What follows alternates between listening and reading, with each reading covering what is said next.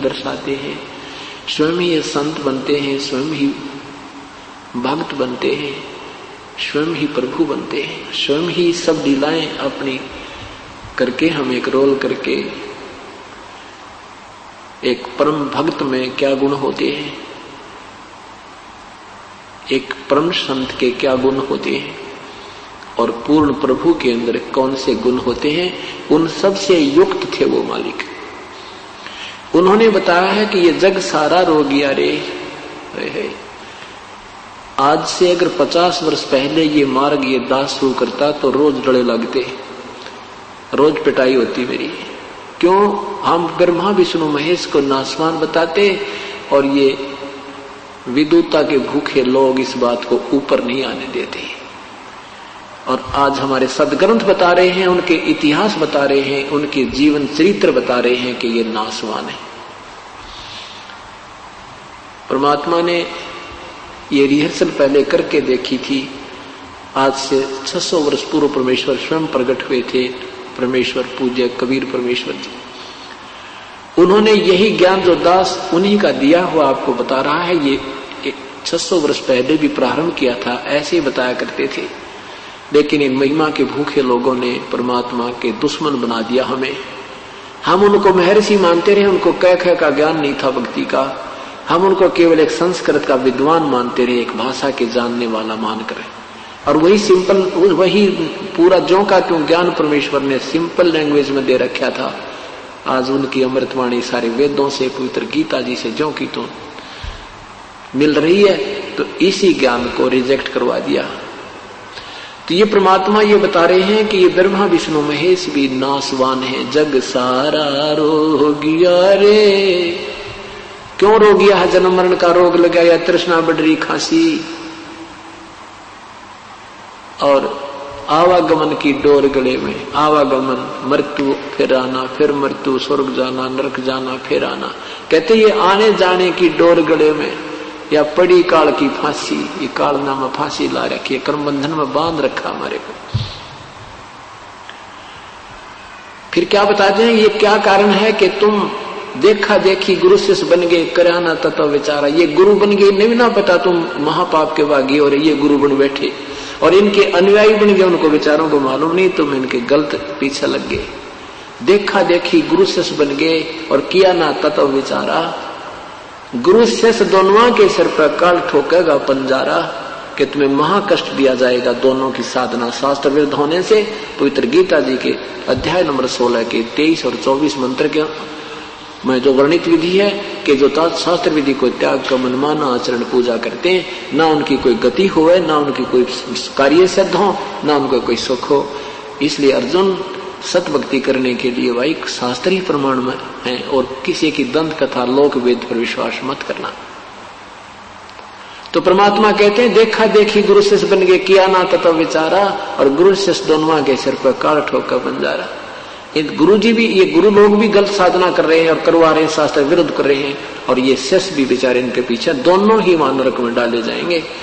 दास ने कोई शौक नहीं किसी के बारे में, कोई किसी की जो है इंसल्ट करने का नहीं। उन दोनों को आगाह कर रहे हैं कि अपने सदग्रंथ ये बता रहे हैं और आप गलत मार्ग अपना रखा है। आपके नक्शे में ये लिखा है, आप जा रहे विरुद्ध।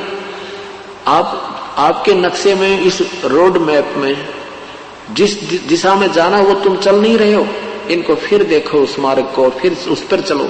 इतना सा दास का काम है। और ये बता रहा हूं कि देखो ओरिजिनल मैप ये बता रहा है, तुम्हारे थ्योरी ये बता रही है, ये इस मैप से नहीं मिलती, इसलिए तुम्हारी दिशा गलत है। इतना सा काम है। इसको दोबारा देख लो, ठीक है तो जाइए, नहीं तो वापस आ जाइए। इसको लोग निंदा कहते हैं।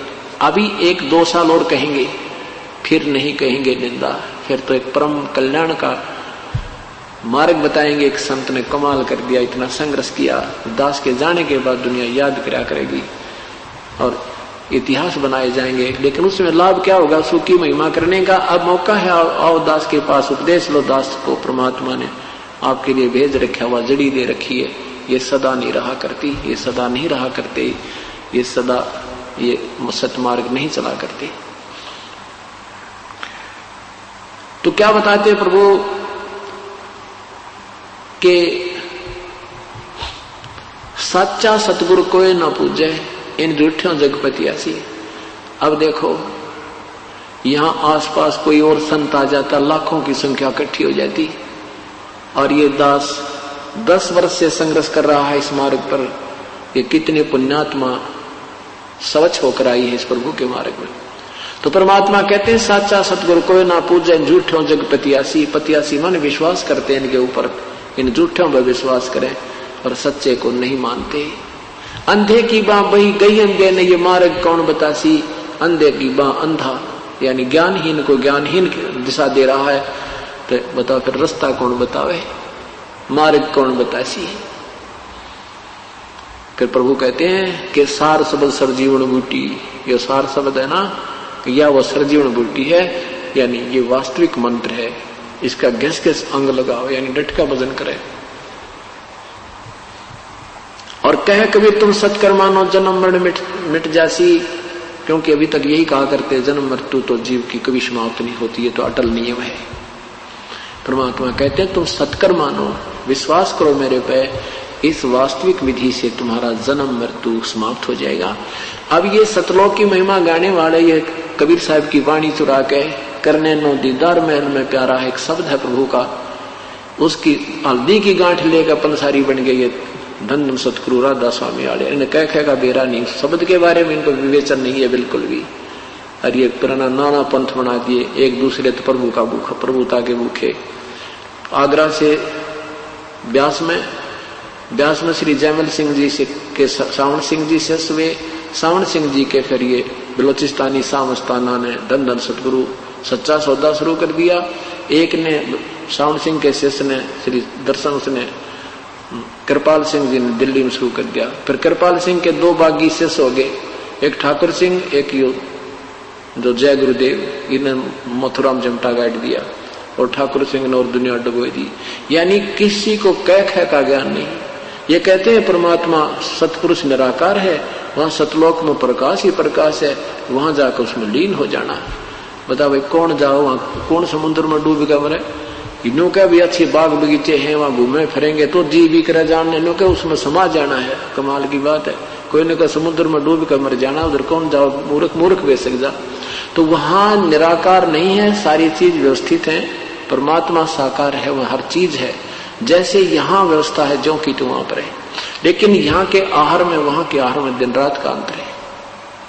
वो एक तत्व से बना हुआ आहार, एक तत्व से बना हुआ शरीर, और एक तत्व से बने हुए वहां पर तेज पुंज के वृक्ष हैं, तेज पुंज के बाग, तेज पुंज का वहां अमृत सरोवर भरे हैं, तेज पुंज का वहां प्रकाश, तेज पुंज के शरीर हैं, यानी वहां कभी मृत्यु नहीं होती। ये 5 तत्वों से बना हुआ ये कवर है, ये खत्म हो जाता है। इसके ऊपर 3-4 कवर काल में और चढ़ा रखे, उसके अंदर हमारा ओरिजिनल शरीर है, जिसका 16 सूर्य जितना प्रकाश है हमारा। और परमात्मा का, हमारे प्रभु का एक रोमकूप में करोड़ सूर्य मिला दे, करोड़ चंद्रमा मिला दे, वो भी कम पड़ जावे, इतना नूर प्रभु का है, इतना प्यारे लगते हैं वो, इतना सुंदर शरीर है। अरस कुरस पर श्वेत गुमट है, जहां सतगुरु का डेरा, श्वेत सतर सिर मुकुट विराज है, देखत ना उस चेहरे नो। वहां पर सतलोक में एक बहुत बड़ा गुमट है, बहुत सफेद लंबा चौड़ा, उसके बीच में परमेश्वर कबीर साहब सतपुरुष रूप में विराजमान है। इतना सुंदर शरीर है उसमें उनका के ऊपर श्वेत छत्र है और श्वेत ही मुकुट है मालिक का, और उसमें से झिलमिल झिलमिल किरणें निकल रही हैं, और सुंदर शरीर है दाता का। उनका ज्यादा प्रकाश है, करोड़ सूर्य करोड़ चंद्रमा मिला दे एक रोमकूप में। और ये राधा स्वामी वाले भी न्यू कहे हैं कि उस सतपुरुष के एक रोमकूप दी शोभा, करोड़ सूर्य मिला दे, इतने ही चंद्रमा मिला दे, इतना सुंदर है। और फिर न को निराकार है, अरे तरह गजब है। रोमकूप की तो है शरीर बिना। अकल कतीन ही लोगों में भक्ति मार्ग की, वो अच्छी आत्माएं थी, पिछले जन्म के संस्कारी हंस थे, प्रभु की तलाश थी, ये फंस गए नकली संतों के, और उन्हें ढूंढा ठा गए। क्योंकि जिसमें पूर्ण कमाई होती है उसकी शब्द में शक्ति होती है, और वो जो भी कहे का लाभ भी हो जाता है, तो वो भोली आत्मा उसको चिपक जाती है। कई लोग ऐसे, एक भगत कह रहा था जी, हमने एक साधु देखा, बोला ले ये 500 का नोट तेरी गोज में डाल दे। वो उसने 500 का नोट अपनी जेब में डाल लिया, 5 मिनट पाछे देखा, उसकी जेब में नोट नहीं पाया। कहाँ गया? देखियो मेरी जेब में रहा। अरे उससे सी उसके प्रभुता होगी। अगले भाई तो महापुरुष पड़ा है, जादूगरी दिखा के सिद्धियां हैं ये। परमात्मा कहते हैं ड्रामेबाजी से भक्ति का कोई लिंक नहीं है। तो यहाँ क्या बताते हैं परमात्मा के देखा देखी गुरु से बन गए, करा ना तत्व विचारा, ये देखम देखा एक दूसरे के पीछे लग रहे हैं। तो हम यहाँ से जब जाएंगे तो हमारा जो इस भक्ति की साधना से ये सब जितने हमारे ऊपर आवरण है ये सब खत्म हो जाएंगे। ये सूक्ष्म सतुर शरीर तो यही रह जाएगा, ये सूक्ष्म शरीर भी समाप्त हो जाएगा, कारण भी, महाकारण भी, कवल्य भी। फिर एक ही नूरी शरीर हमारा अंदर से निकल के प्रभु के संग और सतलोक जाएगा, जहां हम ठाठ से रहा करेंगे। वहां रहने का स्थान ही वहां पर अपना, ये तो हम गलत फंस गया पर ये रहने का स्थान नहीं है, वो वास्तविक स्थान है। वहां पर बिल्कुल आनंद में रहते हैं। वहां प्रभु भी हमारे साकार हैं, हम भी साकार हैं। हमारे शब्द से वहां हमारी संतान उत्पन्न होती है। तो ये वहां हम ठाठ से सपरिवार रहते हैं। वही उसी की डुप्लीकेट कॉपी काल ने यहाँ कर रखी है। तो वहां चलेंगे, वहां ठाठ से रहा करेंगे, फिर कभी जन्म मृत्यु नहीं होगा। बोलो सतगुरुदेव की जय। जैसा कि आज सुबह के सत्संग में पुण्यात्मा सुन रही थी, अविनाशी परमात्मा कौन है? पूजा के योग प्रभु कौन है? प्रभु की परिभाषा से आप परिचित हुए। राम कहो, साहिब कहो, अल्लाह कहो, गॉड कहो, रब कहो, ये शक्ति बोधक शब्द हैं।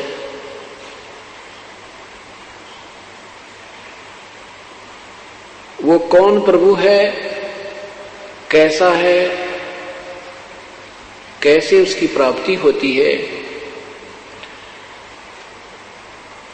वो कौन कैसा है, कौन है, ये चारों पवित्र वेदों में, पवित्र कुरान शरीफ में,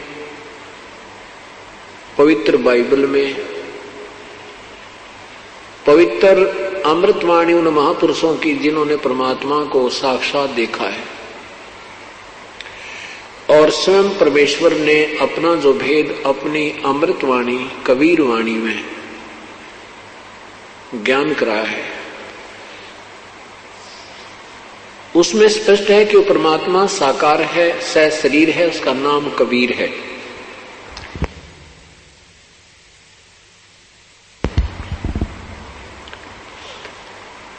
उसकी प्राप्ति कैसे होती है, ये ज्ञान पवित्र चारों वेदों में, पवित्र कुरान शरीफ में और पवित्र गीता जी में नहीं है और न ही पवित्र बाइबल में है। उस परमात्मा के पाने की विधि केवल 5वें वेद में, सवसम वेद में है, जो परमात्मा ने स्वयं आकर के हमें बताया है अपनी सिंपल लैंग्वेज में, साधारण वाणी में, साधारण भाषा में, कबीर वाणी में। और फिर उन्हीं के द्वारा परमेश्वर पूर्ण परमात्मा की कृपा से, उन्हीं की रजा से जो अन्य महापुरुषों ने परमात्मा को देखा, उन की अमृतवाणी में भी परमेश्वर के पाने की विधि ज्यों की त्यों लिखी है। वेदों में और पवित्र गीता जी में ये संकेत है कि उस परमात्मा के पाने का 3 नाम का मंत्र है। पवित्र गीता जी अध्याय नंबर 17 के श्लोक नंबर 23 में ओम तत् सत इति निर्देश है ब्रह्मण त्रिविध समृत है। ब्रह्मण माने पूर्ण परमात्मा का, उस पूर्ण प्रभु का जो जाप करने का मंत्र ओम तत् सत है। ओम ब्रह्म का जाप है, तत् परब्रह्म का जाप है। ये तत् सांकेतिक है, यहां पर ओरिजिनल मंत्र नहीं है, ये वास्तविक मंत्र नहीं है। और सत भी ये सांकेतिक है। इसी प्रकार सामवेद संख्या नंबर 822 में उस परमेश्वर का नाम भी लिखा है कि वो परमात्मा 3 नाम का, 3 मंत्र का जाप देकर अपने अनुयायी को, अपनी पुण्य आत्मा को, अपने भक्ति साथी, भक्ति को करने वाली आत्मा को सतलोक ले जाता है पाप रहित करके। वो 3 मंत्र, त्रितस्य नाम है, उसके 3 नाम का मंत्र है।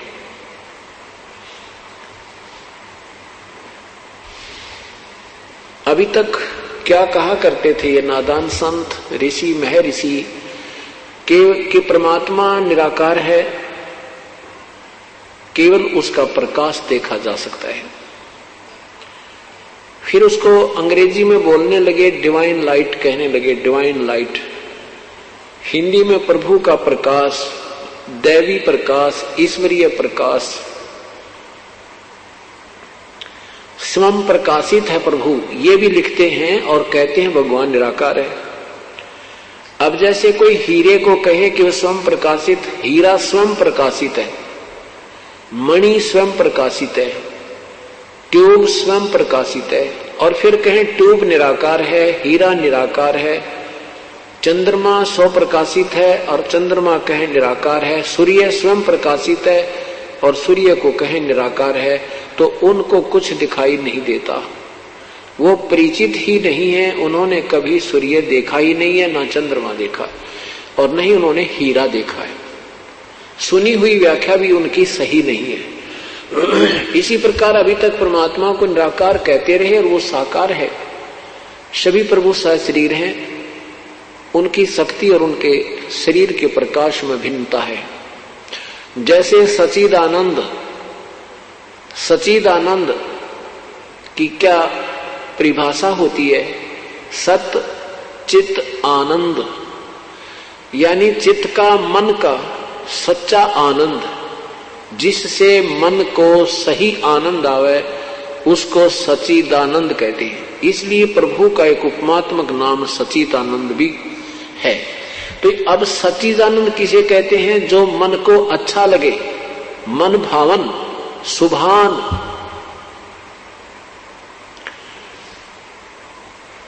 अब जैसे रात्रि के समय ये पतंग होते हैं, मच्छर होते हैं, चींटियां होती हैं पंखों वाली।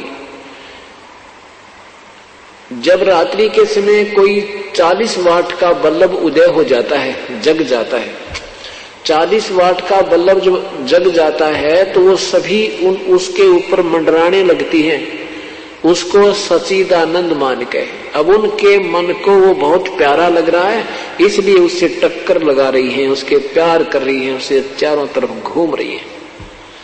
उस समय उनके लिए वो सच्चिदानंद है। और जब 100 वाट का उदय जग जाता है बल्ब, 100 वाट का बल्ब जग जाता है, तो वो फिर उस 40 वाले वाट के बल्ब को छोड़ के उस 100 वाट के बल्ब के चारों ओर फिर मंडराने लग जाती है। उस समय उनके लिए वो सच्चिदानंद हो गया, वो 40 वाट वाला सच्चिदानंद नहीं रहा। अब इन बातों को विचार करना, क्योंकि अब ज्ञान जो है, भक्ति जो है आपकी ज्ञान से रुकेगी और ज्ञान से ही चलेगी। अभी हमें ज्ञान नहीं मिला था, अज्ञान का गाटा जोड़ रखा था। कहते सतगुरु बिन काहू न पाया ज्ञाना, जो थो था वो छड़े किसाना। गुरु बिन वेद पढ़े सो प्राणी, समझ न सार रहे अज्ञानी। अभी तक ये महर्षि कहलाने वाले भी अज्ञानी थे, क्योंकि वो तत्वदर्शी संत उन्हें नहीं मिला था। आपका भाग्य उदय हो गया, क्योंकि देख ज्ञान है, इसको संस्कृत में है चाहे कोई इंग्लिश में लिखा है, और जिस भाषा को श्रोता समझते हैं और वक्ता जो है प्रवचन करता, उन्हीं की भाषा में उस गूढ़ ज्ञान को सिंपल लैंग्वेज में समझा देता है, तो आपके लिए वो ज्ञान आपके हृदय में साधारण भाषा में समा चुका है। आपके लिए वो ज्ञान ही चाहिए। भाषा का काम अपने विचारों को दूसरे तक पहुंचाने मात्र है, उसके बाद भाषा का कोई काम नहीं। फिर जो जिस भाषा में बोलते हैं उसी भाषा में बोलकर हम एक दूसरे से विचार विमर्श कर सकते हैं। तो अभी तक हमें किसी भी भाषा, कोई भी ज्ञान सही नहीं था, श्रेष्ठ नहीं था। सच्चिदानंद नाम सुना था, पर सच्चिदानंद है क्या चीज, वो कौन है सच्चिदानंद, ये ज्ञान अभी तक हमें करा नहीं पाए। अब जैसे 100 वाट का बल्लभ जब उदय हुआ जगा तो वो सभी रात्रि में पतंग, वो सब जीव जंतु उस 100 वाट के बल्लभ की तरफ आकर्षित हो गए। उसके बाद 500 वाट का जगा दिया तो वो 100 वाट के छोड़कर 500 वाला सच्चिदानंद हो गया। 1000 वाट का जगा दिया तो वो 500 वाला भी फेल हो गया, फिर वो सच्चिदानंद हो गया।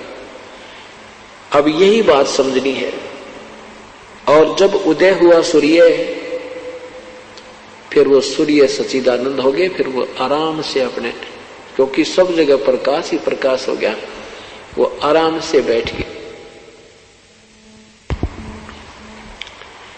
इसी प्रकार जैसे हम पहले श्री हनुमान जी की पूजा करते थे, बाबा श्याम जी की पूजा करते थे, भगवान ब्रह्मा विष्णु महेश पर पूर्ण रूप से आश्रित थे, हमारे लिए वही सच्चिदानंद थे, हमें वो अच्छे लगते थे।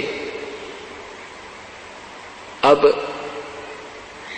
जैसे अब ज्ञान हुआ कि ब्रह्म की क्या स्थिति है, पर ब्रह्म की क्या स्थिति है, ब्रह्मा विष्णु महेश की क्या स्थिति है, इसे हम परिचित हो गए, तो अब हमारे लिए जो सच्चिदानंद हो गया वो कबीर परमात्मा पूर्ण ब्रह्म,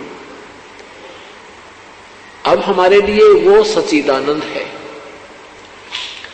इसी प्रकार पवित्र गीता जी में लिखा कि अर्जुन, जब तत्व ज्ञान के कारण, जब तू तत्व ज्ञान से परिचित हो जाएगा और तेरी बुद्धि नाना प्रकार के भ्रमित करने वाले शास्त्रों के ज्ञान से हटकर एक तत्व ज्ञान पर टिक जाएगी, स्थिर हो जाएगी, तब तो तू योगी होगा, तब तो तू भगत बनेगा, भक्ति के योग्य होगा, निसंशय होकर तू भक्ति करेगा। गीता जी अध्याय नंबर 2 के मंत्र 46 में लिखा है कि जब अर्जुन एक बहुत बड़े जलाशय, बहुत बड़े तालाब की प्राप्ति के उपरांत छोटे जलाशय में जैसी श्रद्धा रह जाती है, ऐसी तेरी पूर्ण परमात्मा के ज्ञान से, उसके गुणों से परिचित होने के उपरांत अन्य भगवानों में ऐसी आस्था रह जाएगी। कितना साधारण और कितना प्यारा विवरण किया है, कितना प्रमाणित विवरण दिया है कि जैसे एक बहुत बड़े सरोवर की प्राप्ति हो जाए जिसमें पानी जल चाहे 10 वर्ष वर्षा ना हो तो भी समाप्त नहीं होता, तो उस समय उसमें जो श्रद्धा बन जाएगी, आस्था बन जाएगी, उस छोटे तालाब में जिसका जल ग्रीष्म ऋतु में समाप्त हो जाता है यदि वर्षा फिर ना होता है, तो जो उस तालाब पर छोटे जलाशय पर आश्रित प्राणी थे उनको वो मिल जाए, वो बड़ा सरोवर पता लग जाए, तो वो छोटा सरोवर बुरा नहीं लगता, वो काम चलाओ सरकार है, लेकिन वो श्रद्धा न्यारी हो जाएगी और उसी में आस्था आप ही बन जाएगी। ऐसे हमें पूर्ण ज्ञान, पूर्ण परमात्मा के तत्व ज्ञान के हो जाने के उपरांत हमारी श्रद्धा ऑटोमेटिकली अपने आप उस पूर्ण परमात्मा में बिल्कुल दृढ़ हो जाएगी।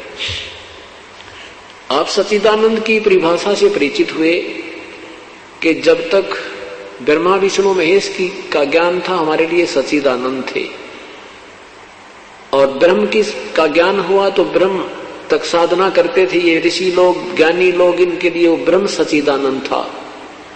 अब हमें पता चला कि ब्रह्म से भी ऊपर परब्रह्म है, परब्रह्म से ऊपर एक पूर्ण ब्रह्म है, वो सर्व के पूजा के योग्य है। वहां जाने के बाद कभी कोई कष्ट नहीं होता।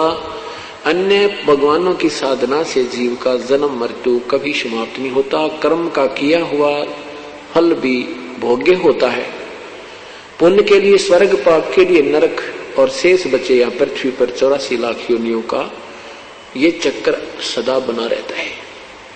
ये ना ब्रह्म का मिटा है, ना परब्रह्म का मिटा है, ना ब्रह्मा विष्णु महेश का समाप्त हुआ है। दिन में आपने सुना था ये जग सारा रोगिया रे, जिन सतगुरु वैद न जाने जग सारा रोगिया रे।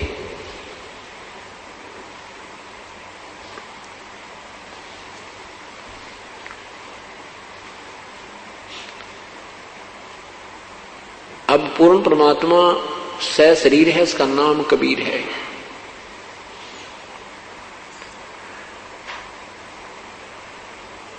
और अभी तक हमें निराकार कहा बताया जाता था।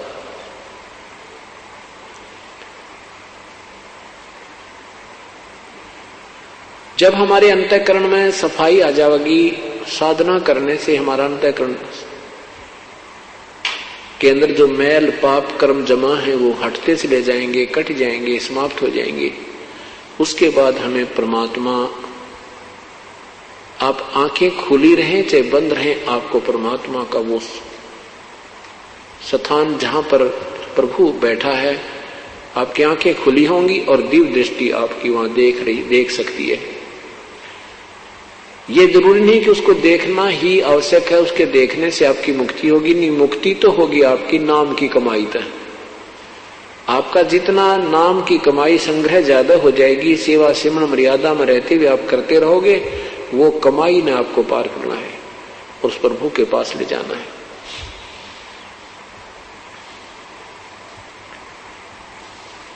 अभी तक अनजान संतों ने ऐसी गलत व्याख्याएं की हैं।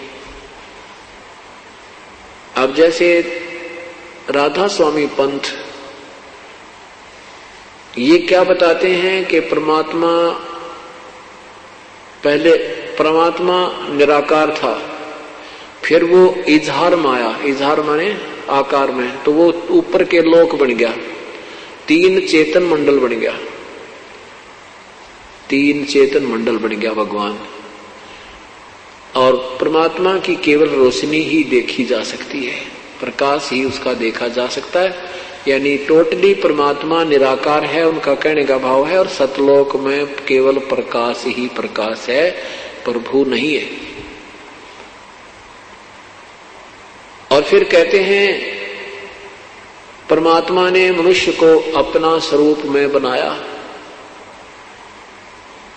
प्रभु ने मनुष्य को अपना ही रूप बनाया। तो प्रभु कैसा हुआ? इनकी अकल गाम गई हुई थी। अभी आपको दिखाते हैं। पवित्र बाबा जयमल सिंह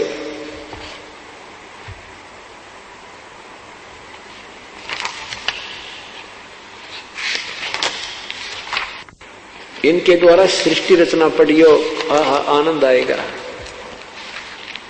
जैसे बालक भी अच्छी विवरण, हमारे तो बच्चे भी इनसे 100 गुना अच्छी ज्ञान बता देंगे। इन्होंने क्या बताया है देखिएगा। जीवन चरित्र परम संत बाबा जयमल सिंह जी महाराज का, लेखक हैं कृपाल सिंह जी, और कहां से प्रकाशित है?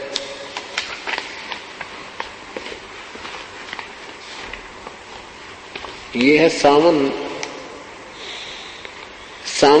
कृपाल पब्लिकेशन, कृपाल आश्रम, संत कृपाल सिंह मार्ग, विजयनगर, दिल्ली। 103 पृष्ठ पर ये क्या लिखते हैं?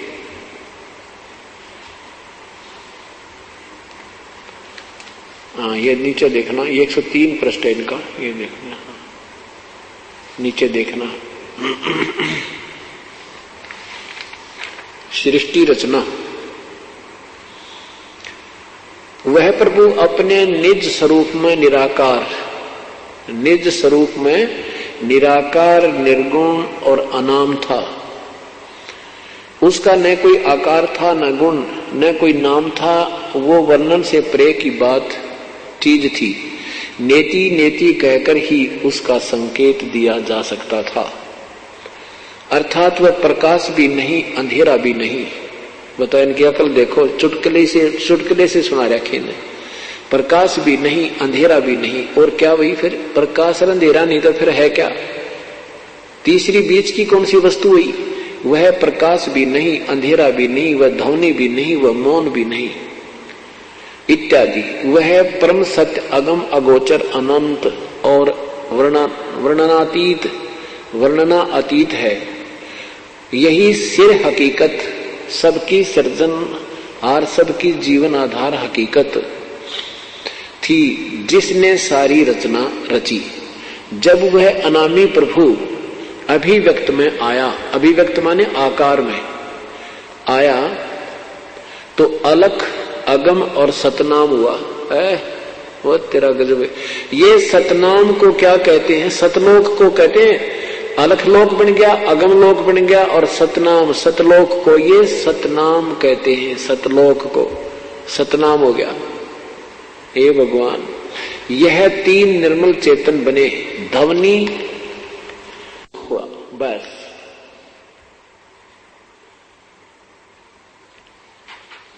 आप देखो यहां निराकार बता, और इसके 20 पृष्ठ पे, इसी के 20 पृष्ठ पे क्या कहते हैं कि भगवान ने इंसान को अपना ही स्वरूप बनाया। अरे तेरा गजब हो यो, हे भगवान। ये देखो 20 पृष्ठ पे, यहां देखो, परमात्मा ने इंसान बनाए, इंसान को उस प्रभु ने अपना रूप बनाया। अकल देखो इनकी, ये परमात्मा। ये तो राधा स्वामी पंथ की व्याख्या है प्रभु के विषय में। और बाकी आप जितने भी संतों की अपरिचित हो, क्योंकि ये सतलोक सतलोक सतलोक की रट लगा रहे थे, दुनिया को भ्रमित कर रहे थे।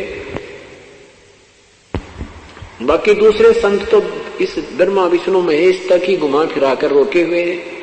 इन्होंने परमात्मा की वाणी पढ़कर अपनी न्यारी चाल चली थी, ये भ्रमित करने के लिए काल ने भेजे थे। अब इनकी सारी जो है ना व्यवस्था, सारी जो व्याख्या थी, वो सारी फेल होगी और सदग्रंथों के सामने यह जो ना रिजेक्ट हो जाएगी। तो इसमें ये परमात्मा को सतपुरुष को निराकार कहते हैं, और अपनी व्याख्या से लिख रखे हैं कि परमात्मा ने मनुष्य बनाए और अपना ही स्वरूप बनाया, तो परमात्मा मनुष्य जैसा है, इति सिद्धम।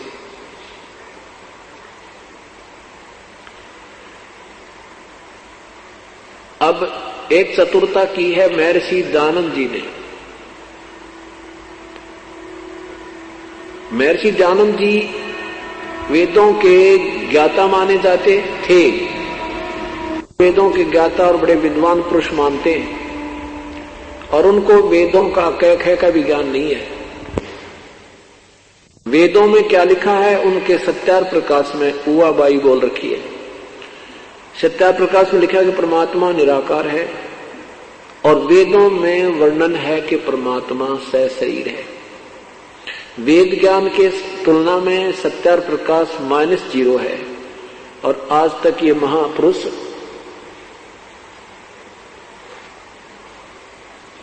महर्षि की पदवी पाकर भोली आत्माओं को भ्रमित करते रहे। इनको वेदों के ज्ञाता, संस्कृत के विद्वान पुरुष मानते रहे, लेकिन किसी एक भाषा का विद्वान हो जाना कोई बड़ी बात नहीं होती, वो दूसरी भाषा में वो फेल होता है। जो संस्कृत जानता उसको अंग्रेजी नहीं आती, तो अंग्रेजी में विद्वान नहीं हुआ, अर्थात वो फेल हुआ। अब देखिएगा यजुर्वेद में सत्यार प्रकाश में समोल्लास नंबर 7 में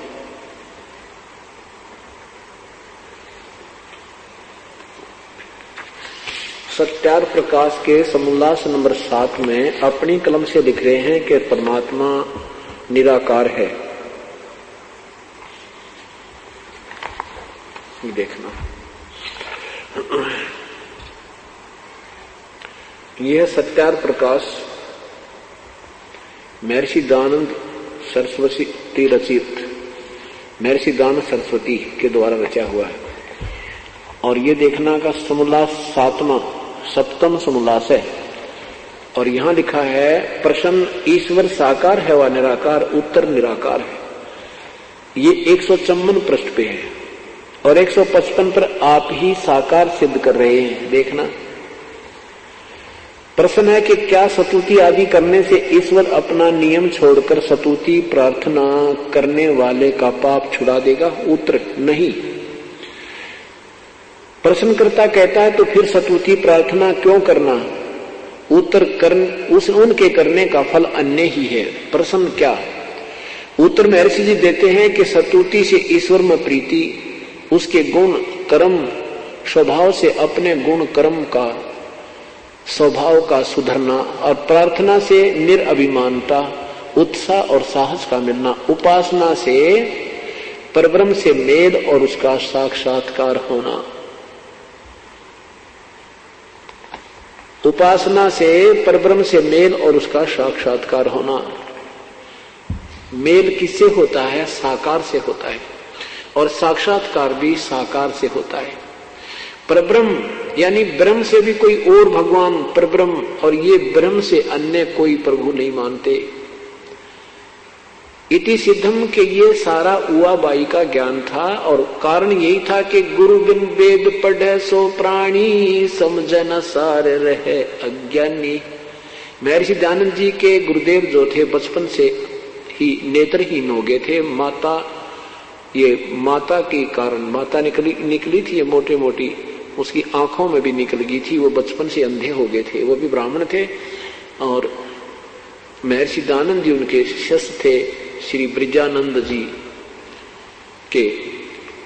तो यहां बताते हैं कि गुरु बिन काहू न पाया ज्ञाना, जो थोथा वो छड़े किसाना। गुरु बिन वेद पढ़े सो प्राणी, समझे ना सार रहे अज्ञानी। ये महर्षि दयानंद जी महर्षि नहीं थे, अज्ञानी थे, क्योंकि एक तरफ लिख रहे निराकार, अगले पर सिद्ध कर रहे हैं वो साकार है। उसकी उपासना से उससे मेल, उसका साक्षात्कार हो जाना। और वेद बताते हैं प्रभु सशरीर है। अपनी कलम से फिर वेदों में लिख रहे हैं। यजुर्वेद अध्याय नंबर 1 का मंत्र नंबर 15 और अध्याय नंबर 5 का मंत्र नंबर 1 स्पष्ट कर रहा कि अग्ने तनुरसी परमात्मा सशरीर है। विष्णुवे तवा सोमस्य तनुरसी, उस सब के पालन करता अमर पुरुष, चंद्रमा की तरह प्रकाशित, चंद्रमा जैसे सुंदर भगवान का शरीर है, वो सर्व पालन कर्ता का शरीर है। देखिए ये महर्षि दयानंद द्वारा अनुवादित है, और अध्याय नंबर 1 का मंत्र नंबर 15 ये देखना। यह है यजुर्वेद भाषा भाष्य प्रथमो अध्याय, और ये 15वां श्लोक है। अग्ने तनुरसी है। अग्ने तनुरसी परमात्मा सह शरीर है। अग्नि माने परमात्मा। इसमें इन्होंने 11 शब्दों के अर्थ ही छोड़ दिए। अग्नि तनुरसी का कहीं भी अर्थ नहीं किया। कहीं भी ब्रैकेट में आप देख रहे हो, ये ब्रैकेट में संस्कृत के शब्द हैं, इनमें कहीं अग्नि तनुरसी नहीं है, और ये देखो कहीं पर भी नहीं है।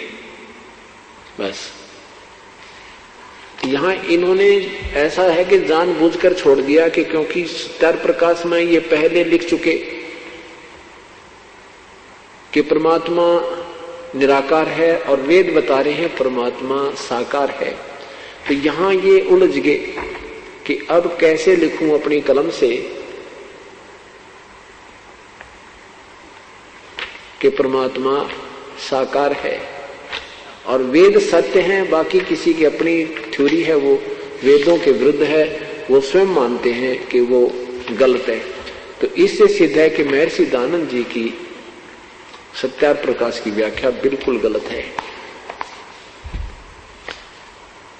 ये देखिएगा सत्यार प्रकाश यजुर्वेद 5वां अध्याय, यहां देखना, इसमें 2 बार लिखा इकट्ठा है। अग्ने तनुरसी विष्णुवे तवा सोमस्य तनुरसी। परमात्मा अग्नि माने परमेश्वर, तनु माने सहशरीर, असी माने है। परमात्मा सहशरीर है।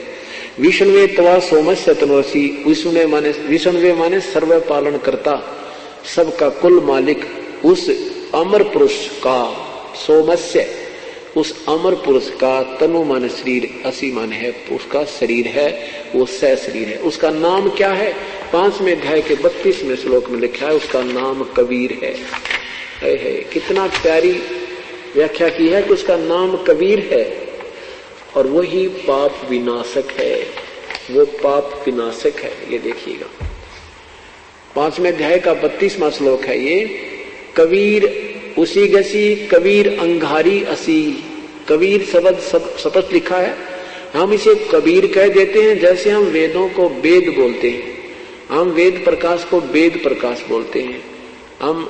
तो ऐसे ये कबीर अंगारी रसी, बम्भारी सवेरवसी, बम्भारी वशोरसी। तो इसका क्या अर्थ बनता है कि हे जगदीश्वर, जिस कारण आप, अंगारी माने खोटे, अंगारी का मतलब होता है पाप का शत्रु। अग माने पाप, अरि माने शत्रु, पाप का शत्रु, जीवों का शत्रु लिखा है इन्होंने, खोटे चरण वाला जीव, यहाँ है पाप का शत्रु। इन्होंने ये कबीर, कबीर के स्थान पर ये कवि बना दिया, दो अपसर्ग लगा दी। अब यहां अगर यजुर्वेद है, ये यजुर्वेद, इसको यजुर्वेद संधि छेद कर दें हम और यहां दो अपसर्ग लगा दें इस यजुर्वेद पर, यजु कर दें, तो भी इस यजुर्वेद का ही संकेत होता है। जहां पर यजु भी लिखा होगा तो स्पष्ट होगा कि वो यजुर्वेद में व्याख्या है। इति सिद्धम, जहां ये कवि भी इन्होंने कर दिया, ये कबीर, तो जैसे पुनर को भी पुनः कर सकते हैं, तो इन्होंने ये कवि कर दिया। यहां कबीर लिखना था, कबीर, वो कबीर देव है, पापों का शत्रु वो कबीर देव है। बम्भारी माने बंधन के शत्रु, बम्भारी बंधन के शत्रु अर्थात बंदी छोड़, और वो सतलोक में रहते हैं। ये देखो रतधामा, अपनी संस्कृत में है रतधामा, इन्होंने लिखा सतधाम युक्त हैं, सतधाम युक्त हैं, यानी सतलोक में रहता है वो कबीर, परमात्मा है और सतलोक में रहता है। अब इन्होंने अग्नि माने, यहां देखिएगा कि 5वें अध्याय का प्रथम श्लोक का कैसे अनुवाद किया है, इसको आपको दिखाते हैं। जबकि अग्नि माने परमेश्वर, अग्नि माने परमेश्वर सैकड़ों जगह लिखा है, लेकिन यहां पर जानबूझकर इन्होंने इसको अनदेखा कर दिया। अग्नि माने हे बिजली आदि लिख दिया। अपनी कलम से महर्षि दयानंद जी लिख रहे हैं यजुर्वेद के प्रथम अध्याय के मंत्र नंबर 17 में। यहां देखो प्रथम अध्याय, और यहां देखें ये 4 मंत्र में, यहां देखो इधर ये 5वें मंत्र में, प्रथम अध्याय के 5वें मंत्र में अग्नि, अग्नि माने सत उपदेश करने वाले परमेश्वर, अग्नि माने परमेश्वर। आगे देखो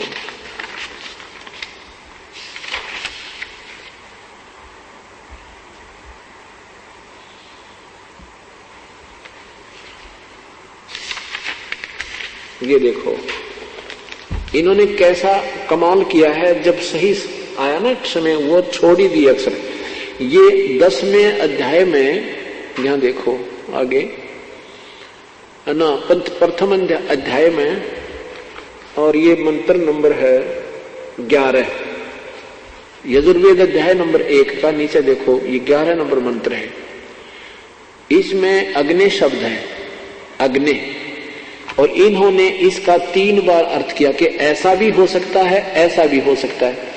प्रथम में क्या लिखा कि अग्नि माने जगदीश्वर, और दूसरी बार क्या, अब दूसरा पक्ष, यानी पहला तो ये बना दिया कि हे अग्नि, हे जगदीश्वर, और दूसरा पक्ष लिखा हे अग्नि, अग्नि माने हे अग्नि परमेश्वर, अग्नि माने हे परमेश्वर। और तीसरे में क्या लिखा है, तीसरा पक्ष भी है, कहते हैं मैं शिल्प, अग्नि माने अग्नि है उसको वहन करने वाला शिल्प, विद्या की सिद्धि के लिए। अर्थात दोनों मत अग्नि माने न परमेश्वर लिखा है, एक में अग्नि माने अग्नि भी लिखा है। तो यहां अगर 15वें मंत्र में ये या करके भी लिख दे तो भी परमात्मा लिख दें तो परमात्मा सशरीर है। अब 13वें श्लोक में भी लिखा है अग्नि, अग्नि शब्द है, 2 बार इन्होंने अर्थ किया है। यह मंत्र का प्रथम अर्थ है, क्या लिखा है, अग्नि, भौतिक अग्नि, और दूसरा क्या लिखा है, ये देखो नीचे, अग्नि माने परमेश्वर की।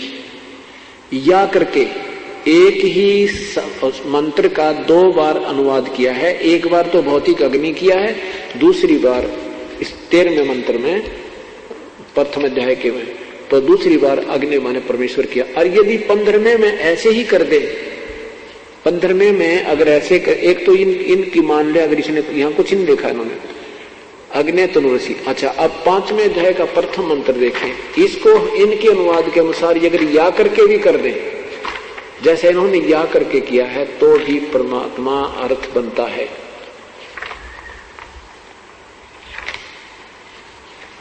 अब परमात्मा को पाना, भक्ति पे लग जाना तो पुण्यात्मा के लिए बहुत ही आसान होता है। वो तो आप लग ही रहे हो, कोई साधना कर रहे थे, कोई कुछ साधना कर रहे थे, लेकिन जब तक हमें स्वयं दृढ़ निश्चय नहीं होगा तो हम उस पथ पर, उस मार्ग पर नहीं चल सकते। कोई ना कोई विचलित कर देगा रास्ते में कि तेरा रास्ता ठीक नहीं है।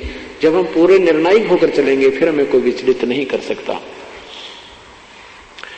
अब पंचम 5वें अध्याय का पहले मंत्र में इन्होंने कैसे अनुवाद किया है, जहां अग्नि माने इन्होंने बिजली प्रसिद्ध रूप किया है। देखो, हे मनुष्यों, सीधा अर्थ है अग्नि तनुरसी।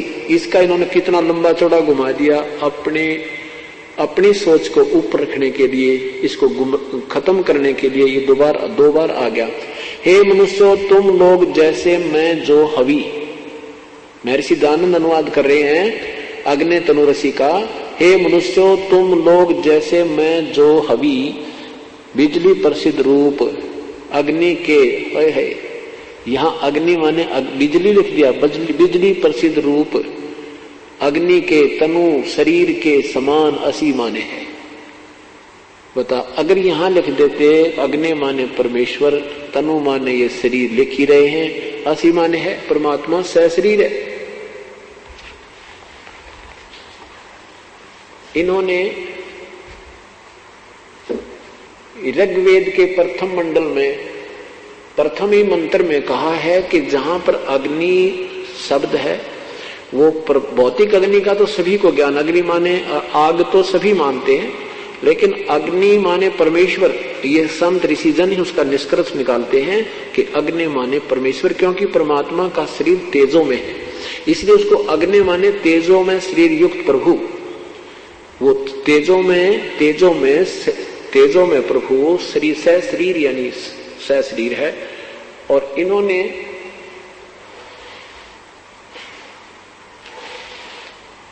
इन्हीं की उस दृष्टिकोण से एक वेद भिक्षु नाम के महापुरुष आर्य समाजी ने ही श्याम वेद का अनुवाद किया है। और उसमें जहां भी अग्नि शब्द आया है वहां पर परमेश्वर लिखा है।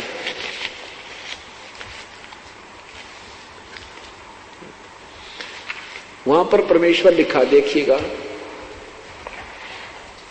ये है श्यामवेद और यजुर्वेद। और इसके लेखक कौन हैं? इकट्ठी जल्द की है श्यामवेद और यजुर्वेद की। इसके लेखक हैं प्रकाशन प्रधान कार्यालय दयानंद संस्थान वेद मंदिर, महात्मा वेद भिक्षु सेवा आश्रम, मुखमेलपुर, दिल्ली। नीचे देखना प्रकाशन है, प्रकाशक है पंडिता राकेश रानी, अध्यक्ष दानव संस्थान आर्य समाज मार्ग, करोल बाग, नई दिल्ली। इस महापुरुष ने महर्षि दयानंद के द्वारा दिए गए ऋग्वेद में और श्याम वेद में जो विवरण है, उसके ऋग्वेद और सत्या प्रकाश विवरण, उसके आधार पर श्याम वेद का प्रथम अध्याय,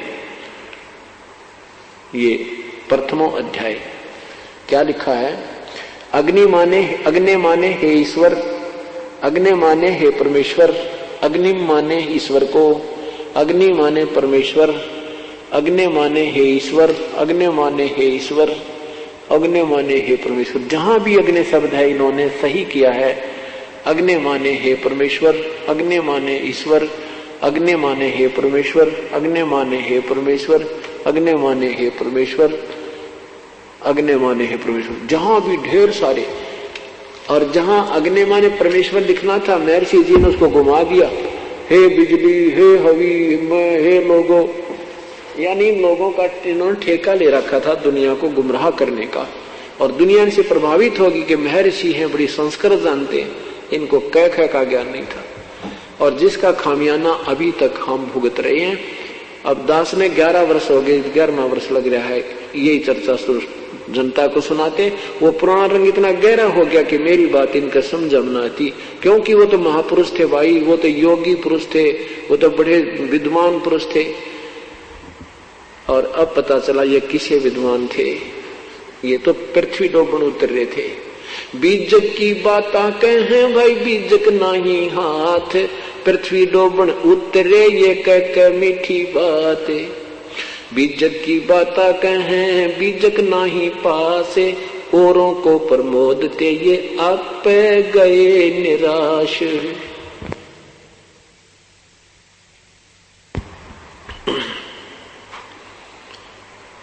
परमात्मा सह शरीर है, उसका नाम कबीर है।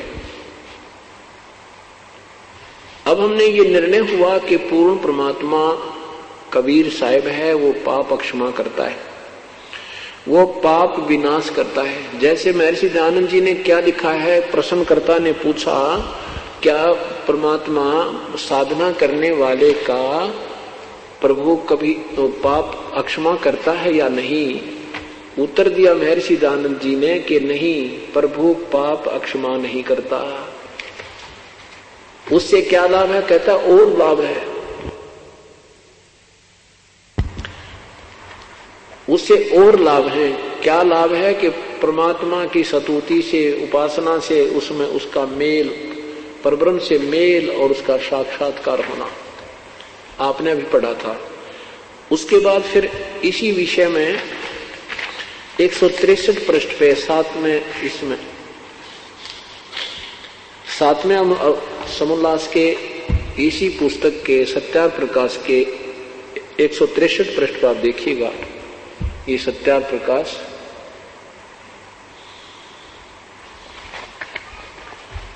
प्रश्न नंबर 163 पे क्या लिखा है कि प्रश्न, ईश्वर अपने भक्तों के पाप क्षमा करता है व नहीं? उत्तर में नहीं। महर्षि जी कह रहे हैं नहीं, क्योंकि जो पाप क्षमा करे तो उसका न्याय नष्ट और सब मनुष्य महापापी हो जाएं, क्योंकि उनको पाप करने में उत्साह और निर्भयता हो। जैसे कोई राजा अपराधियों के पाप की अक्षमा करे तो वो अधिक अपराध पाप करने लगे, और जो अपराध नहीं करता वह भी अपराध करने से नहीं डरेगा। इसलिए सब कर्मों का यथावत फल देना ईश्वर का काम है, पाप क्षमा करना नहीं। यजुर्वेद के 8वें अध्याय के 13वें श्लोक में अपने आप 5-7 बार लिखा है अपनी कलम से कि हे परमात्मा, आप तो घोर पापों के पाप को भी काट देते हो। यानी वेद ज्ञान सही है, महर्षि दयानंद जी का सत्यार्थ प्रकाश व्यर्थ है, इसकी मन गढ़ंत कहानी है इनकी, ये सही नहीं है, ये गलत ज्ञान है इनका। तो हमने वेदों को ही फिर पुनः देखना है, क्योंकि ये हमारी मूल शास्त्र है। 8वें अध्याय का 13वां श्लोक है, कितना प्यारा वर्णन दिया है। और यहां भी इन्होंने घुमाने की चेष्टा की है, किसी का समझ में ना जाए, अनजान आदमी का। क्या लिखा महर्षि जी ने वेदों में?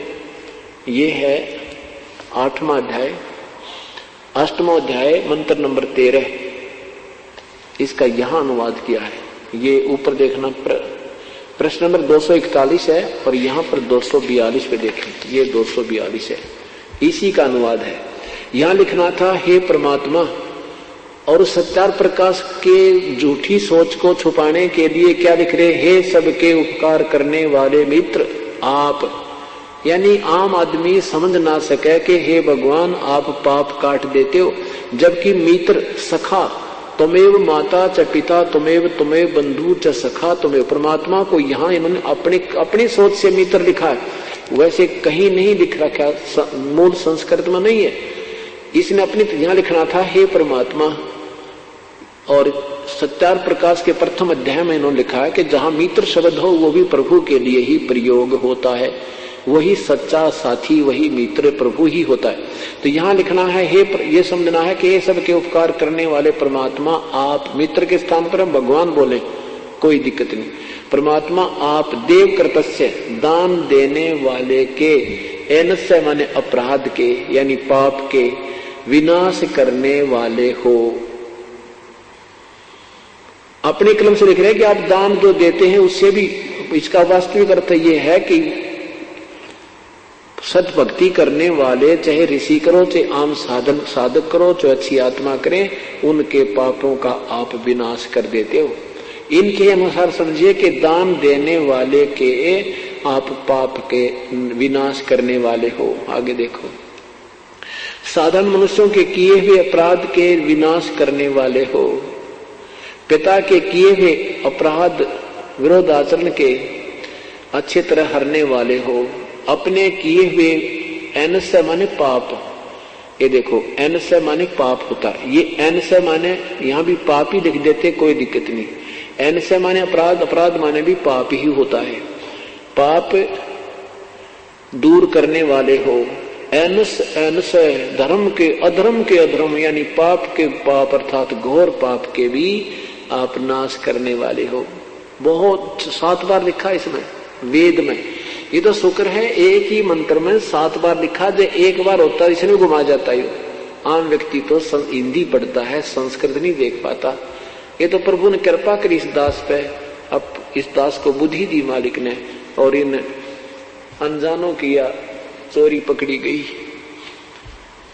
हमारे मूल सदग्रंथ आज भी ज्यों के त्यों हमें गवाही दे रहे हैं, और इन संतों की बातों पर अब हमने नहीं आना है, अपने सदग्रंथों को स्वयं पहचानना है, स्वयं देखना। हम कोई बालक नहीं है, शब्दकोश अपने पास है, मूल संस्कृत अपने पास है, इनके द्वारा की हुई संस्कृत अनुवाद हमारे पास है, हम 2 मिनट में निर्णय कर लेंगे।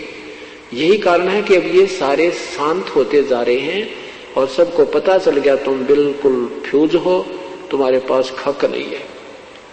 अगर ये 50 साल पहले ये कहानी शुरू हो जाती तो ये विनाश करा देते, ऐसे व्यक्ति हैं। लेकिन परमात्मा ने बड़ी मेहर की अपने बच्चों पे कि अब ये सतभक्ति जन जन तक जाएगी, सब सुखी हो जाएंगे, सब विकार रहित हो जाएंगे, परमात्मा में आस्था रखेंगे। ये बढ़ता हुआ जो हाहाकार, लूटा खसोटी अपराध बढ़ रहे हैं, ये समाप्त हो जाएंगे, प्रभु पर आश्रित हो जाएंगे, परमात्मा से डरने वाले होंगे, और फिर ये मानव जीवन सब प्राणी सुखी हो जाएंगे, सतभक्ति करके अपने सतलोक चलेंगे।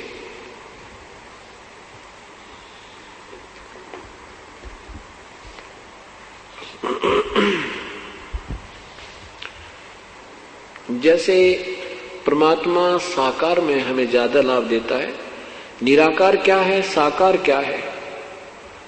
कोई सरगुण में रीज रहा भाई, कोई निर्गुण ठहरावे, दादू गति कबीर की हमसे कहीं ना जावे। कोई तो भगवान को निराकार कहता है, कोई साकार कहता है। कहते हैं उस परम पिता के विषय में तो वही बता सके उसकी क्या स्थिति है। कैसे? जैसे सरगुण निर्गुण साकार निराकार की व्यवस्था बताते हुए आदरणीय गरीबदास साहिब कहते हैं, फूल सही सरगुण कहा वो निर्गुण गंध सुगंध, मन माली के बाग में है भंवर रहा का बंद। जैसे फूल तो सरगुण है, साकार है, उसमें से निकल रही गंध सुगंध वो निराकार है।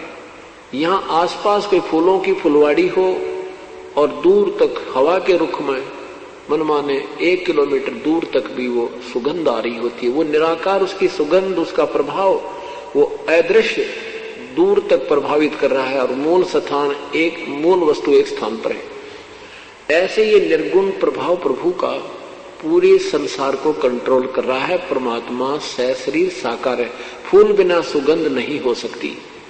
अब फूल साकार है तो उससे सुगंध निकल रही है, सूर्य साकार है उसमें से प्रकाश आ रहा है। और तीसरी जो कहते हैं सरगुण निर्गुण से न्यारा है, वो क्या चीज है वास्तविकता उसकी, कि जैसे सूर्य साकार है, उसका प्रकाश निराकार है, और जो उसकी उष्णता है उसकी व्याख्या क्या करें, वो साकार और निराकार से भी वो ताप न्यारा है, वो अनुभव ही किया जाता है। लेकिन फिर भी परमात्मा साकार है, यानी सूर्य साकार है। ऐसे ही परमात्मा से ही सरगुण और निर्गुण और उससे न्यारी भी जो व्यवस्था है जो हमें वहां सुख देगी वो और भी न्यारी है। तो इस प्रकार हमने इसको कहते हैं, जैसे परमात्मा का निराकार जो व्यवस्था है, परमात्मा की निराकार शक्ति है जो वो अपना विधिवत ही लाभ दे सकती है। और जब परमात्मा यहां स्वयं आते हैं वो अपना विशेष लाभ देते हैं। जैसे वायु के अंदर जल विद्यमान है और वो वायु का जो निराकार जल है वो न तो पीने के काम आवे, ना खेती हो, ना कपड़े धोना, नहाने के काम आवे। और जब वो साकार रूप में बादल ऊपर तो बरसेगा जल, फिर वो पानी पृथ्वी पर जल ही जल हो जाएगा, वो पीने के भी काम